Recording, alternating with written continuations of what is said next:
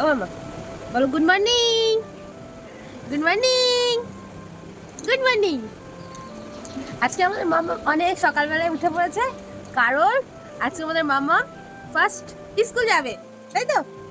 আম্মামের এই সুন্দর দিনটা আমাদের কাছে তো ভীষণই স্পেশাল, তাই শুধু আমাদের মধ্যে না রেখে তোমাদের মধ্যেও এই ছোট্ট সুন্দর দিনটাকে বিলিয়ে দিতে চাই।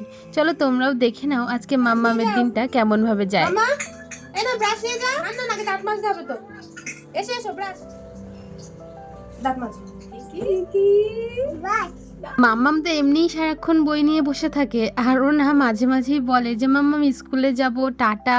আর তখন ওকে বলতে হয় ঠিক আছে যাও, ম্যাডাম যেগুলো পড়া দেবে সেগুলো করে এসো, সমস্ত কিছু ভালোভাবে লিখে নেবে।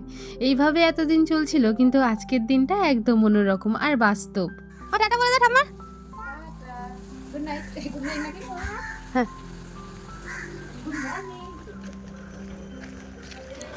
একটা বই নিয়ে আসবে আর জিনিস আছে। হ্যাঁ হ্যাঁ কিন্তু বাহ, এতে কি? হ্যাঁ আবার ছড়া আছে।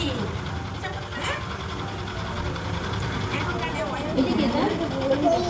আর এটা